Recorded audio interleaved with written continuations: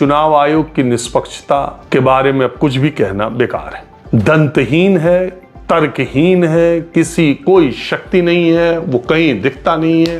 वो उसकी भूमिका केवल चुनाव की मीटिंग करने की और पैरामिलिट्री फोर्सेस भेजने की, अधिकारियों को ट्रांसफर, यही सब रह गया। मैं ये क्यों कह रहा हूँ? मैं ये इसलिए कह रहा हूँ कि इलेक्शन अनाउंस आप कर रहे हैं, उससे कुछ दिन पहले एक गवर्नमेंट एक स्कीम लेके आती है कि 10,000 रुपये महिलाओं के खाते में 1,10,000 महिलाओं के खाते में 10,000 रुपये दिए जाएंगे। वो एक बार में 21 लाख लोगों के अकाउंट में ट्रांसफर करती है और उसके बाद चुनाव घोषित हो जाता है। और वो सरकार डेट वाइज, जब model code of conduct Bihar में लागू है तो डेट वाइज वो सरकार हर फ्राइडे को महिलाओं के खाते में कुछ कभी 10 लाख महिलाओं के खाते में, कभी 20 लाख में, हर हफ्ते हर फ्राइडे को चुनाव चलने के दौरान महिलाओं के खाते में पैसे पड़ रहे हैं और चुनाव आयोग चुप है। वो चुनाव आयोग देख रहा है। चुनाव आयोग ये नहीं, क्या कहते हैं, पॉलिटिकल पार्टीज को लेवल प्लेइंग फील्ड मुहैया कराने का काम इलेक्शन कमीशन का। अब आप बताइए, परसों चुनाव होना है और फ्राइडे के अकाउंट में अगर 12 लाख महिलाओं के अकाउंट में 10,000 आया है और वो पांच महिला से कहती है कि मेरे 10,000 आ गए, तुम्हारे कब आएंगे? मेरे तो नहीं कहे, तुम्हारे अगले आ जाएंगे, नीतीश जी की सरकार रहेगी तो अभी तो तुम्हारे चुनाव से पहले ही आ जाएंगे और तुम्हारे भी आ जाए। फॉर्म भर दिया, देखो हमने भरा था, हमारा पिछली बार नहीं आया, इस बार आया, तो तुम्हारा अगले भी का आएगा और तुम्हारा अगले भी का आएगा।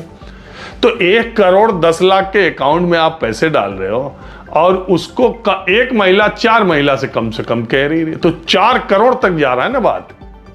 3 करोड़ तक बात जा रही है ना कि पैसा आने वाला है, मेरा आ गया, तुम्हारा आएगा या अब आने वाला है।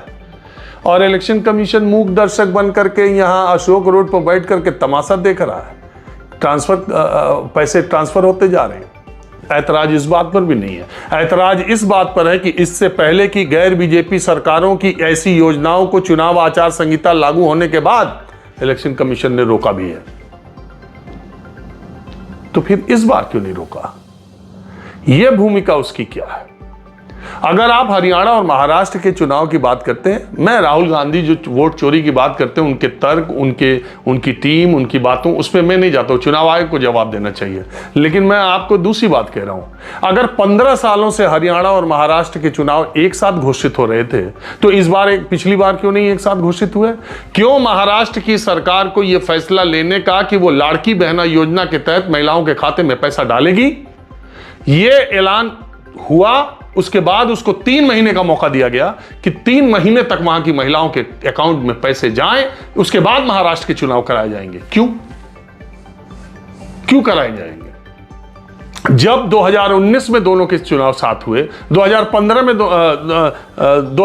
में दोनों के चुनाव साथ हुए, 15 सालों से 3 बार से दोनों हरियाणा महाराष्ट्र के चुनाव एक साथ हो रहे थे, तो फिर चुनाव आयोग का क्या तर्क है, क्यों उसने महाराष्ट्र में लेट किया?